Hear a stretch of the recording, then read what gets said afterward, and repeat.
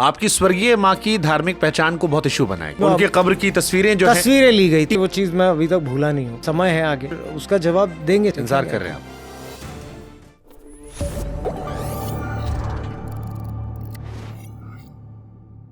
एक समय रहा जब आप पर चौतरफा वार हो रहा था और मैं भी टीवी बिल्कुल हिस्सा भी हूँ, टीवी देख भी रहा था मैं।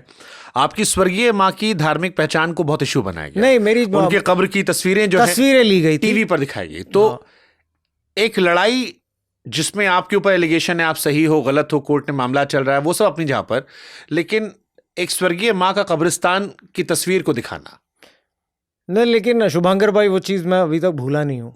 समय है आगे, उस चीज को भूला नहीं हूँ मैं। कोई भी व्यक्ति नहीं भूलेगा। आपकी कोई भी एक व्यक्ति हो अपनी माँ से सबसे ज्यादा प्यार करता है, लेकिन अगर ऐसा प्रकार का अवमानना होता है तो फिर डट के लड़ेंगे और डट के जवाब देंगे उस चीज का। तो इस घटना से क्या रहेगी आपके मन में? क्योंकि मुझे भी लगता है कि हिट करना चाहिए, लेकिन बिलो द बेल्ट नहीं। जब लोगों ने किया है तो फिर उसका जवाब देंगे। समय है। शिकायत है इस बात की आपके जहन में?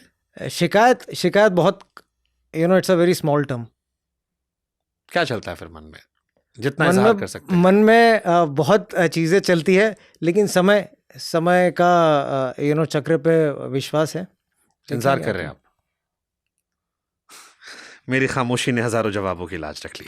अखबार जब आप पढ़ते हैं और ये सारी खबरें आपके खिलाफ आती हैं, बातें होती हैं परिवार में इन सब के बारे में?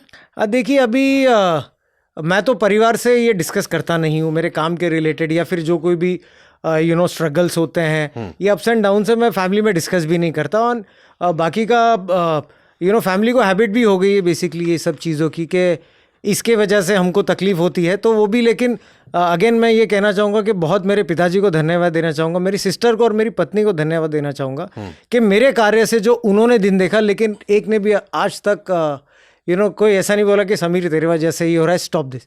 उनका यही कहना है कि तू लड़, सच्चाई के लिए लड़, जितनी हिम्मत है उतना लड़, हम तेरे साथ में हैं। आपकी मॉम इस दुनिया में नहीं है, फादर क्योंकि वर्दी में रहे तो शायद मेंटली टफ रहे होंगे। आपकी पत्नी को लेकर भी बहुत सारी बातें की गई। बिल्कुल, उनको भी घसीटा गया। मैंने कहीं सुना कि ऑफ द रिकॉर्ड आप ही शायद बता रहे थे कि उनको धमकियां कहीं आई हैं।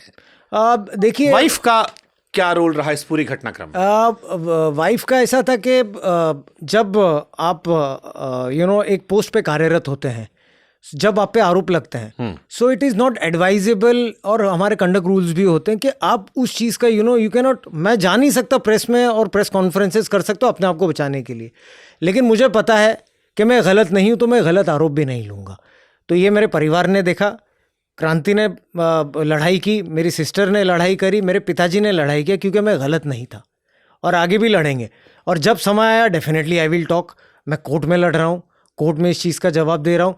रही बात क्रांति की, कि अनफॉर्चुनेटली कुछ लोगों के फ़ैन क्लब्स होते हैं, फैन यूनिवर्स होते हैं कुछ लोगों के, एंड दुर्भाग्यपूर्ण ये बात है कि कभी पाकिस्तान से धमकियाँ आती है, कभी बांग्लादेश से धमकियाँ आती है, कभी यूएई से, यानी बच्चों को हार्म करने की धमकियाँ, आपके बच्चे ये स्कूल में पढ़ते हैं, क्रांति को हार्म करने की धमकियाँ आती है।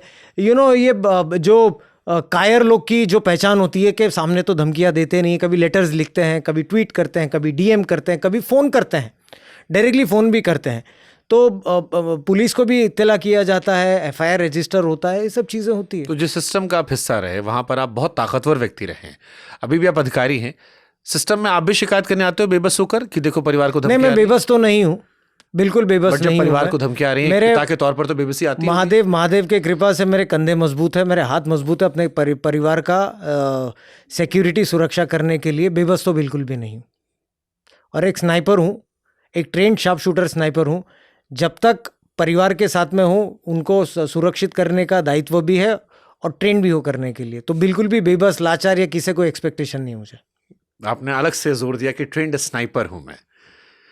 आप उन लिमिटेड लोगों में से थे जिन्हें भारत सरकार की तरफ से भेजा गया था। यूएस गए थे आप? यूएस में, जहां पर आपने ट्रेनिंग ली थी। अब फिर मेरे जहन में ख्याल आता है, आपके पिताजी हिंदू से बौद्ध में कन्वर्ट हुए। बाबा कन्वर्ट नहीं हुए, वो मानने लगे, क्योंकि उस दौर में बहुत सारे लोग बाबा साहब, बिल्कुल 56 में जितने भी महाराष्ट्र में थे, सबने बौद्ध धर्म नागपुर में, बिल्कुल बिल्कुल। तो डॉक्टर अंबेडकर की जो पूरी लड़ाई थी वो इसी के खिलाफ थी, जात पात संघर्ष जो था सिस्टम में खिलाफ था। बिल्कुल। अब समीर वानखेड़े, जिनके पिता एक प्रतिष्ठित व्यक्ति हैं, समीर वानखेड़े जिन्हें भारत सरकार ने बाहर भेजा था स्नाइपर के लिए, किसी मोमेंट ये लगा यार कि सारी काबिलियत मेरी एक तरफ धरी रह गई, आखिर में आ गए मेरे जात पे, मेरे धर्म पे, इस देश में काबिलियत की, हाँ यही आखिर में मैटर करता है? शुभांकर भाई देखिए, एक चीज़ तो मैं डिनाई नहीं कर सकता, भारत सरकार का धन्यवाद देना चाहता हूँ मैं एक चीज़ के लिए कि उन्होंने हर अपॉर्चुनिटी दी, अच्छे महकमे में काम किया, ट्रेनिंग अच्छी करी, सो कोई शिकायत की बात तो है नहीं। कल को इफ़ आई रिज़ाइन या फिर और रिटायर, वॉट एवर डेस्टिनी, किसको कुछ पता नहीं है आगे आदमी क्या करने वाला है, तो कोई चीज़ का मलाल नहीं है। धन्यवाद ही दूंगा भारत सरकार का कि उन्होंने इस काबिल समझा कि आपको बहुत सारे महकमे में रखा है। रही बात दूसरी आपके प्रश्न की, दूसरे सवाल की, कि ये धरा रह गए, कभी कभी लगता है कि ये जो कंट्रोवर्शियल टाइम का अगर बेटर यूज़ होता तो और बहुत सारे ड्रग मॉड्यूल्स है, बहुत सारे जो एंटी नेक्शल्स है, उनको लॉ फेस कर लेता, लीगल कार्रवाई होती, लेकिन ठीक है नंदनलेस। बट एक सफल दलित अधिकारी क्या समाज में खटकता है? आखिर में लोग उसकी जड़ें देखते हैं, या क्योंकि इतना बड़े जगह पर आपने हाथ किया था इस वजह से आपने ये सब झेला? शुभांकर भाई मैं ये कहना चाहूँगा कि देखिए, मेरे करियर में लगभग अभी 20 साल की सर्विस मेरी हो गई है। 2006 से मैं कार्यरत हूँ, तो 20 साल हो गई है। लेकिन 20 साल में कभी भी कार्य करते समय या फिर ड्यूटी के टाइम पे मैंने कभी ये चीज़ का फील नहीं किया मैंने इस चीज़ को। आपकी काबिलियत, आपकी जो कार्य पद्धति हो, जो आप कॉन्स्टिट्यूशन फॉलो करते, कभी भी सीनियर से या फिर कभी भी महकमे में देखा नहीं। लेकिन कुछ समय के बाद में 2021 के बाद में कुछ प्राइवेट लोग हैं, कुछ वेस्टेड इंटरेस्ट लोग हैं जिनके ऊपर कभी कार्रवाई की हुई, जिनके कभी परिवार पे कुछ कार्रवाई करी होंगी मैंने, तो वो जो सामाजिक तौर पे काफ़ी स्ट्रांग है, तो ये आ गए थे जिनके पास में कुछ प्रकार के पावर्स वगैरह होते हैं, तो ये लोगों ने इस चीज़ का गैर फायदा उठाया। देखिए, परसेप्शन लोग कहते हैं सबसे बड़ी चीज़ होती है इस देश में। आप नेता हो, अभिनेता हो, एंकर हो, कोई भी डिपार्टमेंट हो, परसेप्शन बड़ी चीज़ होती है। क्योंकि देश की जनता वैसे ही देखती जैसे नजरिया बनाता है। अब ये सवाल मेरा बड़ा महत्वपूर्ण है, जिस एजेंसी से आप थे उस एजेंसी ने आर्यन खान को क्लीन चिट दे दी। अब इसे आप अपनी जांच की नाकामी मान रहे हैं या फिर शाहरुख खान की रसूख की जीत? और इसके साथ एक सवाल जो लोग ऐड करते हैं कि क्या फिर समीर वानखेड़े करप्ट थे? उन्होंने लाइमलाइट में आने के लिए केस बनाया क्योंकि इससे वो रातों रात स्टार बन जाते। कैसे इसको काउंटर करें? मैंने मेरे करियर में लगभग 3500 केस किए हैं। ये कोई फर्स्ट टाइम ऐसे केसेस नहीं थे, पहले भी बहुत केसेस किए हैं। मेरे लिए या फिर कोई भी एक अधिकारी हो, उसके लिए फेस मैटर नहीं करता या फिर उसके लिए कोई नाम मैटर नहीं करता। उसके लिए सिर्फ संविधान और जहाँ पर आप कार्यरत होते हैं वहाँ के कायदे मैटर करते हैं। सो मेरे लिए कोई बड़ा व्यक्ति या छोटा व्यक्ति कुछ नहीं होता है, क्राइम एक होता है। दूसरी बात है, आपने जो डिटेल में इस केस के बारे में पूछा है मुझे, तो मैं ये आपसे ज़रूर कहना चाहूँगा आपके माध्यम से, ना ही मुझे इस प्रश्न से कोई छुपाने की बात होती है या फिर भयभीत होता हूँ। एक 2023 में मैंने ऑनरेबल बॉम्बे हाई कोर्ट के सामने एक एफिडेविट दिया है मई महीने में कि मैं इस केस के बारे में, कुछ लोगों ने इसका प्रश्न उठाया था कि समीर वानखेड़े मीडिया में बात कर रहा है इस केस के बारे में या फिर he is trying to influence the investigation. तो माननीय कोर्ट ने आदेश दिया था मुझे एक हलफनामा एफिडेविट देने के लिए कि आप केस के बारे में बात नहीं करेंगे। मैं केस के बारे में बात नहीं कर रहा हूँ, मेरा सिर्फ सवाल उस परसेप्शन को लेकर सर था कि आम आदमी परसेप्शन देखता है। आम आदमी ने ये देखा कि आपने एक व्यक्ति को उठाया जो बड़ा आदमी था, बिल्कुल, उस पर महीनों बातचीत चली, फिर एंड में आया कि वो छूट गया, उसके खिलाफ कोई सबूत नहीं मिले और अब आप संघर्ष कर रहे हैं। तो जो एक कॉमन परसेप्शन की बात कर रहा हूं, मैं उस केस की डिटेलिंग में जा ही नहीं रहा। बिल्कुल, उस परसेप्शन में सवाल ये आता है कि या तो आप गलत थे या सिस्टम ने आपको कमजोर किया, और अगर सबूत पक्के थे तो फिर केस ताश के पत्तों की तरह क्यों गया? या इस देश में दो तरह के कानून है कि जब ताकतवर आदमी आता है तो अलग हो जाते हैं? क्योंकि आप तो बड़े कॉन्फिडेंट थे, हमने जब शुरू में कॉन्फिडेंट थे नहीं शुभंकर भाई, I would like to clarify that. मुझे एटलीस्ट ये एक मौलिक अधिकार है, not being an IRS officer, not being Sameer Wankhede, लेकिन एज एन इंडियन अधिकार है कि जब भी गलत है तो मैं गलत उस चीज़ को बोल सकता हूँ, जब भी सही है तो सही बोल सकता हूँ। ये तो समय बताएगा क्योंकि बहुत सारे लिटिगेशंस भी चल रहे हैं, कौन सही कौन गलत है।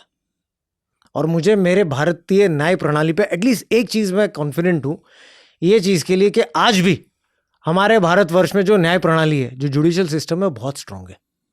और जुडिशियल सिस्टम की ऑनेस्टी और इंडिपेंडेंस के कारण हमारे जैसे अधिकारी फियरलेसली काम करते हैं और बचे हुए हैं against kind of wrong actions basically. You are saying the war is not yet over?